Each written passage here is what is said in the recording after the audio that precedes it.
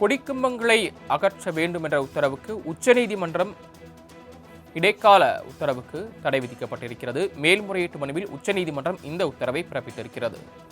கொடிக்கம்பங்களை அகற்றும் உத்தரவுக்கு தடை விதிக்கப்பட்டிருக்கிறது. மேல்முறையீட்டு மனுவில் தமிழ்நாடு அரசு பதில் அளிக்கவும் உச்சநீதிமன்றம் உத்தரவு பிறப்பித்திருக்கிறது. அண்மை செய்தியாக பார்த்துக் கொண்டிருக்கிறோம். தமிழ்நாடு முழுவதும் சாலை ஓரங்களில் உள்ள கொடிக்கம்பங்களை அகற்ற ஹைகோர்ட் மதுரை கிளை உத்தரவிட்டிருந்த நிலையில் அதனை எதிர்த்து உச்சநீதிமன்றத்தில் வழக்கு தொடுக்கப்பட்டது. இந்த நிலையில் கொடிக்கம்பங்களை அகற்ற வேண்டும் என்ற உத்தரவுக்கு உச்சநீதிமன்றம் இடைக்கால தடை விதித்திருக்கிறது. அதே நேரம் உயர்நீதிமன்ற உத்தரவை எதிர்த்து மார்க்சிஸ்ட் கம்யூனிஸ்ட் தொடர்ந்த மேல்முறையீட்டு மனுவில் இந்த உத்தரவை உச்சநீதிமன்றம் பிறப்பித்திருக்கிறது.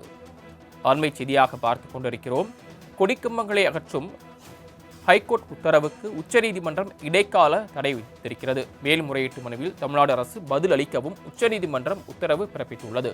தமிழ்நாடு முழுவதும் சாலை ஓரங்களில் உள்ள கொடிக்கம்பங்களை அகற்ற ஹைகோர்ட் மதுரை கிளை உத்தரவிட்ட நிலையில் தற்போது இதற்கு உச்சநீதிமன்றம் இடைக்கால தடை விதித்திருக்கிறது. கூடுதல் விவரங்களை சிறப்பு செய்தியாளர் ஜியோபாரதி வழங்க கேட்கலாம். ஜியோபாரதி, விவரங்கள்.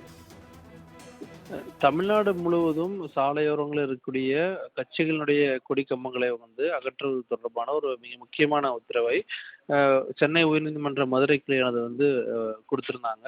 தொடர்ச்சியாக மார்க்சிஸ்ட் கம்யூனிஸ்ட் கட்சி அதே போல சிறிய சிறிய அமைப்புகள் இதை எதிர்த்து தொடர்ச்சியான அந்த வழக்குகளை தொடுத்து வந்த நிலையில இதற்கு அடுத்த கட்டமாக உச்சநீதிமன்றத்தை நாடி தொடர்பான தங்கள் தரப்பு வாதங்களை மார்க்சிஸ்ட் கம்யூனிஸ்ட் கட்சியின் சார்பாக வழக்கறிஞர்கள் முன் வச்சிருந்தாங்க. அந்த நிலையில மதுரை ஹைகோர்ட் கொடுத்த அந்த தடையானது இடைக்காலமாக நாங்கள் தடை விதிப்பதாகவும் தொடர்ச்சியாக தொடர்பாக தமிழக அரசு விரிவான விளக்கத்தை அளிக்கணும் அப்படின்ட்டு தற்போது உச்சநீதிமன்றம் ஒரு மிக முக்கியமான உத்தரவை பிறப்பிச்சிருக்காங்க.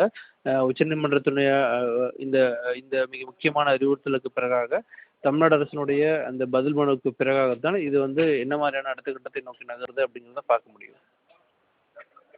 தாங்கள் வழங்கிய தகவல்களுக்கு நன்றி ஜீவபாரதி.